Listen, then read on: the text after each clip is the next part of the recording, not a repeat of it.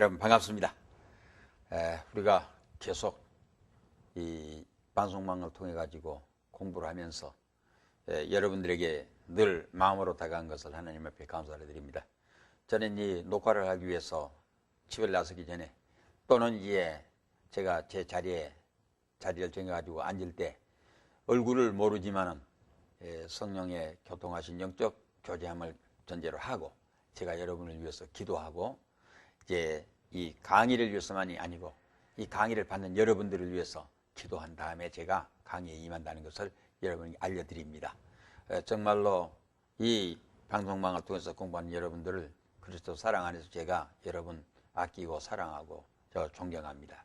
그리고 항상 이렇게 함께 공부할 수 있게 된 것을 감사하게 생각하면서 환영합니다. 그래 이 시간에도 앞에 제8강에 이어가지고 9번째 강에도 신학적 입장에서 윤리학, 소위 Theological Ethics, 이것을 계속해서 말씀을 드리겠습니다. 그래 오늘의 이제 첫 번째 강의는 교회운동과 이 목회 윤리에 대한 문제입니다. 우리 교회라고 하는 것은 예수 그리스도를 구주로 믿고 신봉하는 성도들의 모임체, 즉 공동체입니다. 우리가 이제 용어상으로 보았을 때는 소위 에클레시아에서 부름받은 사람들의 집단체, 즉 세상으로부터 선택되어 가지고 하나님께로부터 부름받은 사람들이 모여가지고 하나의 집단의 공동체를 이루니 이것이 교회라. 그렇기 때문에 예배당에 간판을 붙여놓은 그건 성전이고 우리 예수 믿는 사람의 모임체, 이것이 교회입니다. 그렇기 때문에 이 교회라고 하는 것은 이제 유형적으로 존재하는 집단의 단체이기 이전에 벌써 그 마음에 더불어서, 그러니까 이 교회라고는 제일 출발의 기준은 어디서부터 시작해요? 가정에서부터 시작됩니다. 가정이라고 하는 것은 자녀들이 있어가지고 시작된 것이 가정이 아니라 부부가 있어가지고 시작된 것이 가정입니다. 그래 가정의 개념은 남자와 여자가 둘이 합해가지고 한 가정을 이루면 그게 가정입니다. 그래서 성경 말씀대로 이 가정의 부부라고 하는 것은 다른 이성이면서 전혀 부끄러운 남남이면서 부부가 된 다음 벌거벗었으나 부끄럽지 않다라는 성경 말씀대로 그래 이불 속에서 잠을 잘 수 있는 이것이 부부 아니겠습니까? 그러나 우리 한번 생각해 보세요. 두 사람이 예수를 잘 믿는 사람입니다. 우리가 이 부부로서 밤에 행복하게 잠을 자고 살고 그러고 살고 아침에 일어나서 옷을 단장에 갈아입는다. 왜? 여보 우리 하나님 앞에 가정 예배 드립시다. 그래요. 그러면 두 사람이서 단장하게 몸 정지하고 하나님 앞에 꿇어뜨려서 예배를 드립니다. 그러면 부부가 모인 이 자체가 예배 드림의 모임체 이 자체가 교회입니다.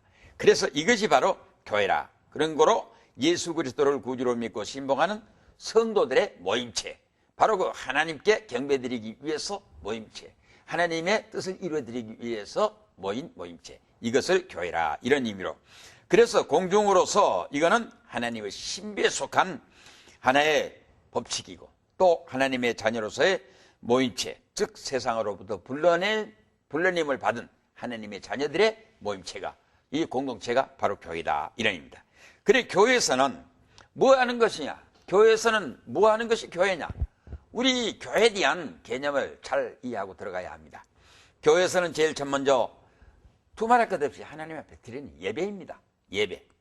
이 하나님과 자녀들의 교제는 예배인데, 예배라고 하는 것은 예배의 근원은 어디서 시작하냐? 제사입니다. 제사. 소위 세크리파이스. 그러면 제사는 제물을 가지고 나가면 오퍼링. 제물을 가지고 하나님께 드리는 게 제사입니다. 그럼 우리가 예배라 했을 때는 우리 예배를 드릴 때 제사를 가지고 제물을 가지고 나가서 하나님께 드리는 것이 아니라 예수 이름으로 부릅니다.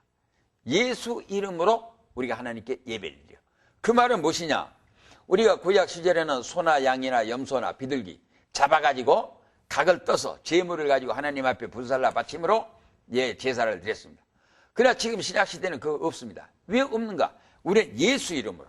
그러면 이 예수 이름으로라고 하는 그 말 안에는 예수님께서 십자가에 못 박혀 죽으실 때에 정말 나의 죄를 대신해서 예수님이 스스로 자기의 몸을 나를 위해서 드리는 제물로 하나님께 바쳐서 하나님 앞에 제사를 드렸다.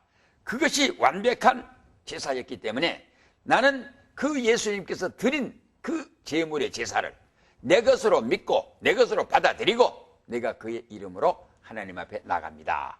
이렇게 드리는 것이 예배입니다. 그렇기 때문에 제가 이 시간에 여러분에게 말씀드리고 싶은 것은 예배당에 오실 때에 우리 이래 알아야 합니다. 하나님 앞에 예배드리기 위해서 오지 않습니까? 즉 제사드리기 위해서요. 예수 죽으심을 내 것으로 하고 하나님께 제사를 드리기 위해서, 즉 예배드리기 위해서 오지 않습니까? 근데 우리가 예배당에 올 때에 종종 제가 이제 집회 다니면서 그런 걸 많이 봅니다. 이제 예배당에 가서 예배드린 사람이 한쪽에 입 속에다가 끔을 짹짹 깨물고 입을 이제 염염거리고 그러면서 예배에 임합니다. 그리고 목사님께서 기도하시면은 그저 끔을 유물유물 깨물고 있다가 예수 이름으로 기도합니다. 아멘 소리는 누구보다 크게 합니다. 그 예배가 아닙니다. 예수 그리스도 속죄 죽음이 당신의 끔 깨물은 것하고 같다고 생각하십니까? 혹시 장로님들, 권사님들, 우리 전도사님들, 목사님들, 이거 참 버려야 합니다. 우리 노회, 총회 모였을 때 목사님들도 이거 하나의 습관적으로 까딱 실수하기 쉽습니다. 그 잘못된 것입니다. 그 다음에 또 우리 생각해 보아야 합니다. 제가 이제 목사이면서 우리 목사님들, 신학을 공부하신 여러분들, 저는 우리 신학생들이 그렇게 강의합니다. 강의 시간에. 이 단상에 예배드리기 위해서 강단상에 올라가지 않습니까? 단상에 올라간 목사님이 발을 딱 이렇게 꿰고 앉는다 그 말이죠. 그래서 우리 신학생이 그런 말을 잘라버리라 그럽니다. 목사라는 직책을 잘라버리든지 다리를 잘라버리든지 둘 중에 하나를 잘라버려야지.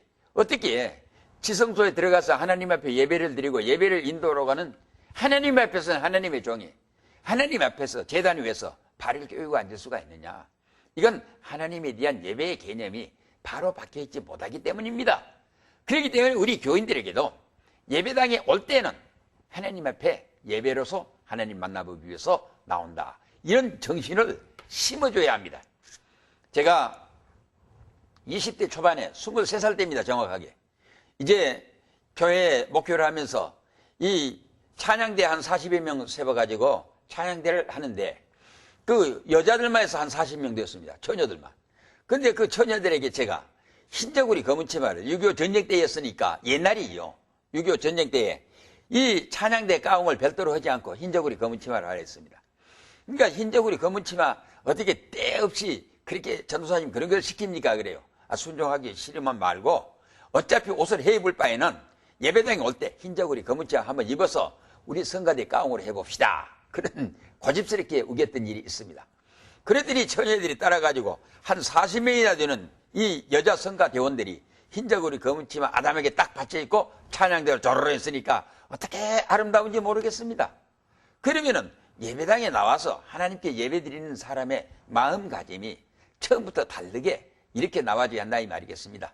그래서 오늘날은 대개 가운을 입기 때문에 그저 되는 대로 옷을 입고 예배당에 와서 성가대 가운만 뒤집어 쓰면 그게 되는 걸로 이렇게 하는데, 제가 이 시간을, 이 기독교 윤리학 시간을 통해서 이 신학과 윤리학의 관계를 이야기를 하려고 할 때에 예배라고 하는 개념, 하나님 앞에 나가서 교회에서 드리는 것이 1차적으로 예배인데, 예배를 드릴 때는 우리 마음가짐이 예수 그리스도 속죄 죽으심을 나의 것으로 받아들이고 내가 하나님 앞에 제사로 나아간다. 이런 마음을 가지고 갔을 때 우리 예배에 임하는 태도, 경건의 모습이 달라지지 않을까. 이런 뜻에서 이야기를 드리는 것입니다. 그 다음에는 하나님께 대한 예배요. 그 다음에는 하나님의 사명을 수행하는 것입니다. 하나님의 사명의 수행의 첫째는 전도입니다.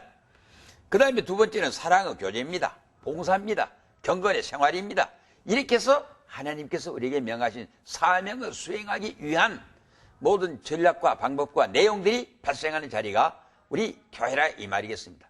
그래서 첫째, 교회에서는 하나님 앞에 예배를 드리는 것이고, 둘째는 하나님이 명하신 사명을 수행하는 것입니다. 경건의 생활을 한다, 사랑의 교제를 한다, 우리가 구제를 한다, 봉사를 한다, 전도를 한다. 이거는 사명 수행의 원리인 것입니다. 그래서 우리가 교회에서는 첫째는 하나님께 예배요, 둘째는 하나님의 명령 수행이라는 말입니다. 그러면 이 교회라고 하는 교회 운동은 천국 건설과 확장이라는 이 논리적인 뜻을 갖습니다. 교회는 하나님 나라의 모형입니다. 이 지상에서 우리 성도들이 모인 것은 천상의 하늘나라, 하나님 나라의, 즉 영원한 미래의 메시아 왕국이고, 현재 하나님 보좌 앞에 있는 하나님 나라의 그 모형을 이 지상에 있는 교회로 가지고 표현하게 되어 가지고 있습니다. 그렇기 때문에 이 교회에 대한 바른 이해, 첫째는 교회에서는 하나님께 예배를 드림으로 예배로 하나님을 만난다. 둘째는 하나님께서 명하는 명령 수행, 경건의 생활, 사랑의 봉사, 구제 활동, 모든 전도의 사명, 이것은 명령 수행. 그 다음에 이 세 번째 갖는 것이 바로 천국 건설 운동과 천국 확장 운동, 이것이 하늘나라 운동이라, 이런 그 교회 운동에 대한 개념을 갖습니다. 그렇기 때문에 우리가 신학적인 의미에서, 윤리적인 의미에서 이 교회에 대한 내용과 같이, 또 이제 우리가 임하고 있는 태도가 어떻게 돼야 한다 하는 것을 우리가 이렇게 한번 반성해서 생각해 볼 수 있다는 이 말씀입니다. 그 다음에는 이제 목회학적으로 보았을 때 이 교회라는 것은 어떠냐. 목회의장입니다. 첫째, 이 패스토럴 웍이라 해서 목사님들이 목회 사역하지 않습니까? 하나님께서 우리에게 목회자를 세워가지고 사역을 하라 하는 이것은 교회를 중심해서 하는 것입니다. 그렇기 때문에 우리 목회자에게는 교회가 절대적입니다. 그래서 우리 목회자가, 목사님들이 자기 교회를 갖춰가지고 목양에 임해야 한다는 것은 절대적인 하나의 전직에 대한 주어진 사명이라는, 그래 목회의 장으로서 교회. 그 다음에 직무소명으로는 역할을 수행하는 것입니다. 예. 우리가 교회에서는 목사를 비롯해가지고 모든 직분자들을 이제 맡깁니다. 그런 그 직분의 사명 따라가지고 우리가 각각 주어진, 장로는 장로대로, 집사는 집사대로, 권사는 권사대로 우리가 주어진 직분을 수행해 나가는 기관인 것입니다. 그 다음에 행동의 책임과 이행, 즉 소금과 빛으로서 사명을 수행하는 것입니다. 이것이 우리 목회학적 의미에서 교회가 행해야 할 본분이요 사명이라는 말이겠습니다. 그래서 이 교회는 하나의 교회로서 통일성과 당일성과 이 보편성을 갖습니다. 그렇기 때문에 바로 이 말은 무슨 말인가 하게 되면, 개인 교회 주인은 잘못이란 말입니다. 우리 교회, 우리 목사, 우리 집사, 우리 장로, 이 우리라고는 이 소유적인, 소위 그 이기적인 의미가 너무 압축되어 가지고 우리 교회 목사 아닌 다른 교회 목사님은 목사님으로 이해하기 어렵습니다. 이해하기 이제 어렵습니다. 그리고 남의 교회 장로는 남의 교회 장로로서의 그 똑같은 생각을 갖기가 어렵습니다. 남의 교회 교인은 교인으로 그렇게 봐주지 못하게 되어 있습니다. 지금까지 이것이 잘못됐던 개념입니다. 우리 교회가 하나님의 교회입니다. 목사님들은 하나님의 종입니다. 예수 믿는 형제들은 하나님의 교회 성도들입니다. 우리 교회 장로나 우리 교회 집사님이나 우리 교회 누구나 똑같습니다. 그렇기 때문에 이 인식이 바꿔져야 합니다. 하나님의 교회로. 우리 교회만. 그러다 보니까 자연히 우리 교회에 모였을 때는 제법 교인 노릇을 하지만은 밖에 나가서 남의 교인 상대해가지고는 하지 않습니다. 그 다음에 중요한 문제가 하나 있죠. 교회의 단일성, 보편성, 통일성이라고 하는 것은 이 교회에서 행해졌던 모든 행위는 다른 교회에서 행하는 것과 똑같은 일체성을 갖다는 공통성, 일체성, 단일성 같습니다. 다시 말씀드리면 우리 교회 장로로 장립을 받았을 때는 장로로 장립을 받기 위한 법적 절차 순서가 있습니다. 마찬가지로 그 사람이 잘못해갖고 책벌을 받아 치리를 받았을 때는 남의 교회에 갔기 때문에 이미 효과가 없다고 그렇게 생각하면 하나님의 교회에 대한 이해를 바로 하지 못하는 것입니다. 이 교회에서 책벌을 받았으면 해입을 하지 않는 한 죽도록 그거는 그대로 따라다니는 걸 알아야 합니다. 그렇기 때문에 우리가 사람의 조직적으로 보았을 때 이 교회에서 책벌 받고 남의 교회에 옮겨가 버리면 된다고 생각하는 것은 하나님 앞에 범죄행위입니다. 교회에 대한 일체성, 단일성, 통일성을 무시하고 하나님의 교회의 신성을 스스로가 파괴하는 것입니다. 그렇기 때문에 어떻게 해야 하냐? 해배를 받아야 합니다. 이 교회에서 해배를 못 받아서 다른 교회로 옮겨갔으면 다시 교족부를 가지고 옮겨가가지고 그 교회에서 이 해배이라고 하는 법적 절차에 의해서 사면된 다음에 직책을 맡은 것이 교회 지서입니다. 그렇기 때문에 이것이 법적 논리로 봐서 피해갈 수가 있습니다만은 교회 윤리적인 의미에서, 신학적인 의미에서 이거는 그대로 효력을 가지고 있다는 걸 아시고 우리가 교회 스스로의 질서를 바로 잡아서 지켜나갈 줄을 알아야 한다는 이 말씀을 여러분에 드립니다. 그 다음에 하나님의 이 교회로서의 중심은 하나님의 성령이 지배하는 교회가 되어야 한다는 이 말씀을 드립니다. 그래야 하나님과의 관계에서는 수직적인, 사람과의 관계에서는 수평적인, 바로 이것이 기독교 윤리에서 절대적으로 필요하다. 이렇게 얘기를 해야 하겠습니다. 하나님과의 관계는 수직적입니다. 사람과의 관계는 수평적입니다. 그러나 이것이 하나님 안에서 이루어진다 하는 이런 의미로 우리가 다가간다는 말이겠습니다. 그 다음에는 이제 우리 기독교 운동은 법리론, 이제 윤리론은 우리가 도달할 수 없는 하나님의 계시적 신성과 성령의 능력, 바로 이 하나님의 성령의 방법으로 성취된다. 그러므로 목회자에게 요구된 것은 영성, 소위 스피리추얼리티. 그래서 우리가 교회가 모든 제도를 가지고 모든 그 법적 내용을 가지고 이렇게 형성을 합니다. 그러나 거기에 중심의 원리는 하나님의 성령이라고 하는 신적 권위로 가야 합니다. 우리 교회에서 직분을 맡을 때 마찬가지입니다. 그리고 제가 이 자리에서 한 가지 얘기 드리겠습니다. 우리가 신학교를 나오게 되게 되면은 제일 첫 번째 찾아온 것이 무엇인지 아십니까? 여러분들이 지금 신학을 공부를 하신데 신학을 이렇게 공부를 하셔가지고 목사 안수를 받게 되면은 목사 안수 받은 다음에 내가 딱 안수 받았습니다. 그러게 되면 그 시간부터 나에게 제일 먼저 찾아온 것이 뭔지 아십니까? 교만입니다. 교만. 신학교 다닐 때는 공부하기 어려워가지고 힘들어서 애써 공부합니다. 그러나 안수 딱 받아버리게 되면은 그 시간부터 나를 교만이 찾아와 버린. 그때는 아나무인이 되어버립니다. 선생도 없고 제자도 없고 이웃도 없고 누구도 없고 선배도 없고 후배도 없고 아무것도 없고 나도 목사다. 바로 이 말입니다. 원리는 맞습니다. 그러나 기독교 윤리학적 의미에서 보았을 때 자기에게 찾아드는 이 교만을 자기가 지배하지 못했다고는 윤리학적 결함을 가지고 들여다는 걸 아시고 자기의 인격 관리를 잘해야 한다. 이렇게 저는 이야기를 하고 싶습니다. 그 다음에는 이제 성경교회와 현대주의에 대해서 좀 말씀을 드려야겠습니다. 현대주의는 기독교의 세속화 속에서 성경 진리의 변질, 바로 이 세속화를 초래하고 있다는 걸 우리 알아야 합니다. 여러분이 저는 이렇게 권하고 싶습니다. 성경을 많이 읽으십시오. 성경을 많이 읽으십시오. 첫째는 이 말씀 드리고 싶습니다. 그 다음에는 성경을 많이 읽고 성경대로 믿고 성경대로 행하십시오. 이렇게 직설적으로 얘기를 해드리고 싶습니다. 왜냐? 바로 이 세속화라고 하는 것은 진리에서 이탈한다. 이건 성경에서 말씀하고 있는 진리에서 이탈해가지고 세상 속으로 빠져들어간다는 걸 말이고 있습니다. 성경관의 인식 변화, 바로 이 영감에 대한 문제입니다.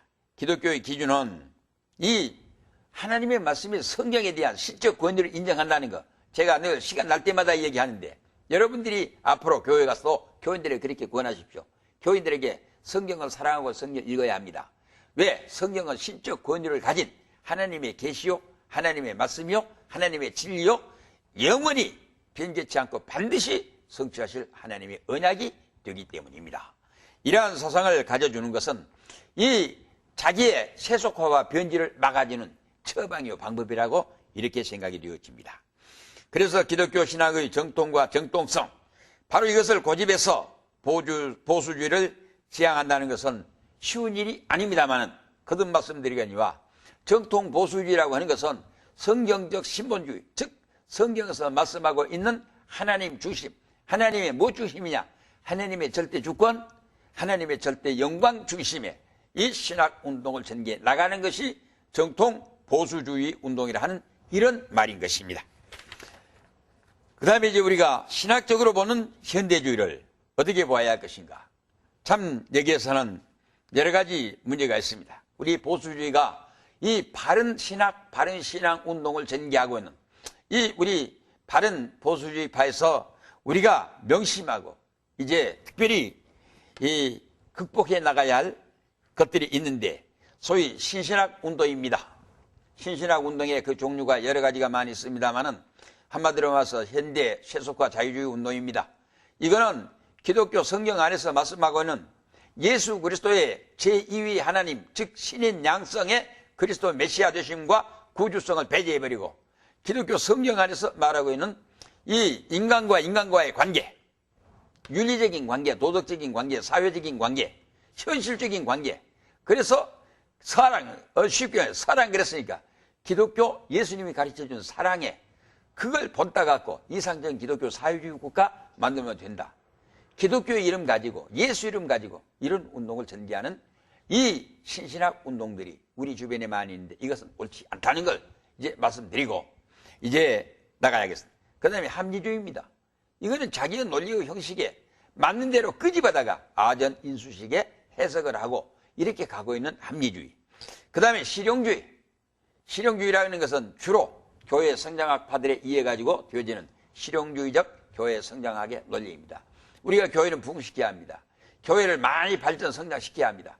근데 이것이 심하다 보니까 소위 위성교회 운동, 예? 목사님이 한 분이 유명하니까 유명한 분이 영상 매체로 통해 갖고 위성교회 많이 만들었어. 전국에 해놓고 텔레비 영상 기계 놔두고 그 목사님이 설교해서 나는 그 영상 텔레비 매체를 통해서 보게 해. 이거는 이 사회적 개념에서 실용주의적인 기독교 운동은 된다 할지라도 정식적인 개념은 틀립니다. 60만 명, 70만 명이 모여서 드린 예배는 크고 가정에서 두 부부끼리 드리는 예배는 작다? 그 논리는 맞지 않습니다. 예배 원리는 두 사람이었든지 세 사람이었든지 70만 명이었든지 60만 명이었든지 예배 개념의 원리는 같습니다. 성경 공부는 영상 매체로 할 수 있습니다. 하지만 예배는 진실한 의미에서 두세 사람이라도 주의 이름으로 모이는 그들 중에 내가 함께 있겠다고 하신 마태복음 18장 18절에서 20절까지 말씀을 기준으로 해서 이 교회 공교의 예배의 개념을 드려야 합니다. 그렇기 때문에 이 영상 매체를 통해 가지고 예배를 드린다 하는 이거는 그의 설교를 듣자는 것, 성경 공부를 한다는 것은 맞습니다만은 예배의 개념의 원리에서는 위성교회 운동의 이런 것들이 잘못됐다는 것을 우리 지적하지 않을 수 없습니다. 그렇기 때문에 교회 운동의 그 원리는 숫자의 개념이 아니고 원리의 개념에서 찾아가는 것이 옳기 때문에 우리가 이런 의미에서 보았을 때 이 실용주의적인 교회 성장학파들의 소위 위성교회 운동이라든가 이런 문제는 우리가 지양하고 성경적 진리대로 예배드려야 하고 교회 운동을 전개해야 한다. 이렇게 가야겠습니다. 그 다음에 이제 상황주의입니다. 소위 시츄에이션 에딕스라고 상황윤리론의 논리가 우리에게 접해오는데 늘 제가 말씀드린 대로 실용주의적인 것은 우리가 상황에 따라서 이해 해석을 할 수가 있습니다. 그러나 우리는 절대 기준을 전제로 하고 있기 때문에 거기에서 더 고등한 높은 하나님께 더 가까운 방법을 찾는다는 것은 상황주의적인 논리가 아니고 절대 진리에 대한 기준 설정에 우리가 순종에 대한 문제인 것입니다. 그렇기 때문에 우리 신학적으로 보았을 때 현대주의를 극복해 나가야 할 것인데 신신학 운동이라든가 합리주의 운동이나 또 실용주의 운동, 상황주의 운동 이런 것들은 우리가 앞으로 조심스럽게 다가가서 피해 나갈 줄을 알아야 한다 하는 이 말이겠습니다. 그 다음에 이제 현대주의자들의 일반적인 요인으로는 어떤 것들이 있는가? 소위 현대주의 속에 늘 제가 때때로 시간 나가 이야기합니다만은 범신론에 대한 문제입니다. 이건 제가 지난 시간에도 얘기를 들었기 때문에 여기서는 생략하겠습니다. 그 다음에 진화론에 대한 문제입니다. 진화론에 대한 문제는 제가 이제 다음에 가서 좀 더 적극적이고 구체적으로 설명을 해서 분석을 해드려야 할 필요를 느낍니다. 그 다음에 이제 성선설입니다. 우리 사람은 처음에 태어날 때부터서 선하게 태어났다. 이거는 완전히 성경에서부터 잘못되어갖고 잘못됐던 것을 성경에서 지적해주고 있습니다. 왜? 사람은 다 죄 아래 태어났기 때문에 바울 선생님 말씀대로 의인은 없나니 하나도 없다. 그렇기 때문에 예수 그리스도를 통해서만 구원에 이른다 하는 진리로 발전하게 되는 것입니다. 그리고 이제 교리와 신조에 대한 문제가 나오는데 이 내외의 기준 설정에 필요한 것이 바로 교리와 신조입니다. 왜 그러냐? 은사는 많지만은 믿음은 하나고 같습니다. 그러면 내가 은사를 고집하면은 믿음 자체가 다른 것처럼 느껴지는 경우들이 많이 있습니다. 이렇게 편협하면 안 됩니다. 그러면 이런 신앙하는 방법과 골격의 기준을 설정하는 것은 교리와 신체로 해야 합니다. 왜? 교회 자체가 공동체 모임체이기 때문입니다. 그렇기 때문에 교리와 신조는 더 경건하게 사는 사람일수록 존중돼야 하고 엄밀하게 지켜져야 한다는 말입니다. 그리고 마지막으로 이제 진화론과 우리 기독교 윤리에 대한 문제를 마지막으로 드리면서 이 강을 한번 마무리해 보려고 합니다. 이 에볼루션이라고는 진화론은 우선 기독교 창조론에 맞서서 현대적인 신학 사상의 최대 소위 그 반역 사상의 중에 하나인 것입니다.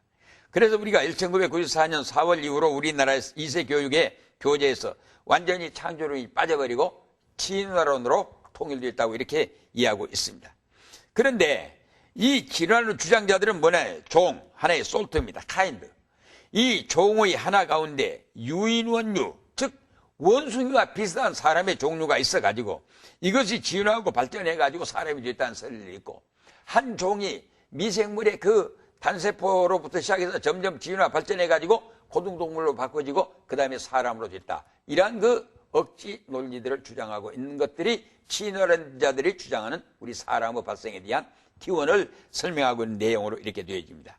그런데 진화론은 불연속성을 용납하지 않고 전적으로 새롭고 예측 불가능한 일이란 진화 과정에서는 있을 수 없다고 하는 것을 우리 알고 들어가야 해. 이렇게 이야기했습니다. 캐톨릭 교회를 비롯한 일부 유실론적 진화론자들의 주장에 의하면 인간의 몸만이 진화의 과정에 의하여 하등동물로부터 파생된 것이요 하나님은 그의 몸에 합리적인 영혼을 부여해 주셨다고 주장하기도 하는 소위 이 유실론적 범신론자들이 있는데 진화론자들이 있는데 이것도 잘못된 것인데 앞으로도 생각해 보아야 할 필요를 느낍니다. 우리가 진화론 그러기 의뢰 이 찰스 다윈을 생각합니다. 다윈의 그 종의 기원에 대한 이론을 우리가 중심으로 인간 기원에 대한 것을 한번 마지막으로 생각해 볼 필요가 있다고 생각합니다. 즉 우리 유전학적 인류 기원을 연구하는 학자들은 종의 기원의 신비에 쌓여 있다고 이렇게 시인합니다. 그렇지만은 사실상 인간 기원에 대해서 말할 자격이 없습니다. 진화론자들은. 그래서 여기서 말씀하고 있는 다윈의 이 유인원류에 대한 인간 기원을 둔 이유 5가지를 설명했는데 이 다윈이 우리 사람이 원숭이로부터 사람으로 진화해서 발전했다 하는 그 근거를 5가지로 비슷하게 설명해. 첫째는 인간과 고등동물과의 구조상의 유사점입니다. 그 다음에 두 번째는 태생학적 논쟁입니다. 뱃속에 들어있는 이 태아는 짐승인지 사람인지 구분하기 어렵지 않습니까? 그 다음에 셋째는 퇴화 기관으로부터 이 논쟁이고 넷째는 혈액 검사에 근거한 논쟁이고 다섯째는 고생물학적인 논증. 그렇게 해서 소위 유사성은 소위 유사성. 우리 사람과 천문 발달에 무엇인가 비슷비슷한 점들이 있으니까 그런 의미로 보았을 때 우리 사람이 이제 이 진화에 의해서 발전된 것이 아니냐 이렇게 얘기를 하고 있습니다. 최근의 생물학적 연구는 발생적 이 관계 이외에 어떤 구조적인 유사성 또는 동질성 혹은 유효성을 입증하지 못하고 있습니다. 그럼에도 불구하고 왜 이렇게 진화론이 우리 사람들의 의식구조를 뒤바꿔 놓는지 특별히 청소년들에게 막연하고 무책임하게 이렇게 진화론을 가지고 강요해서 교육을 시키는지 참으로 안타까운 마음 그지할 수 없습니다. 그래 진화론은 성경의 입장과 완전히 반대되고 배치되는 이론인데 첫째는 인간은 하나님의 창조에 의해서 발생된 존재임을 천명하고 있습니다. 그 다음엔 하나님의 형상 모양을 따라 흙으로 만드시고 코에 생기를 불어넣어서 생명이 되게 했다고 성경이 말씀하고 있는데 진화론 이론은 여기에 배치됩니다. 그 다음에 육체와 영혼이 존재한 것이나 이 선재한 것이나 단계적인 변화나 발전이 다 이 과정을 통해서 난 것이 아니라는 것을 성경은 말씀하고 있습니다. 인간은 처음부터 이성을 가진 인격적 존재로 도덕성과 종교성을 가진 피조물로서 세계를 지배하도록 즉 만물의 영장으로 지음을 받았습니다. 그래서 제가 마지막으로 진화론에 대한 이런 질문을 한번 할 테니까 만약에 진화론을 이제 주장하신 분이 계신다고 하면 이 점에 대해서 답변을 해 주시기 바랍니다. 첫째는 진화의 과정을 복잡화, 소위 복잡화 성향의 법칙이라고 부르는데 법칙을 따라서 진행한다고 이렇게 했습니다.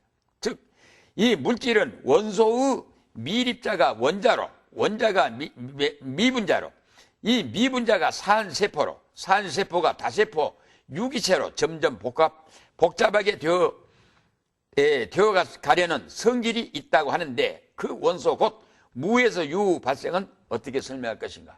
단계적으로 진화 발전한다 그러면 그 단계 원인의 첫 출발의 존재는 어떻게 설명해야 할 것인가 이 말입니다. 둘째는 인간 기원을 한 종, 즉 하등 동물에서 진화 발전하여 사람이 되고 다시 생물권에서 정신권으로 진입해서 이 마음의 층을 이루어서 사람의 이성을 이루었다고 하는데 인간의 영장되면 그러면 어떻게 설명해야 할 것입니까?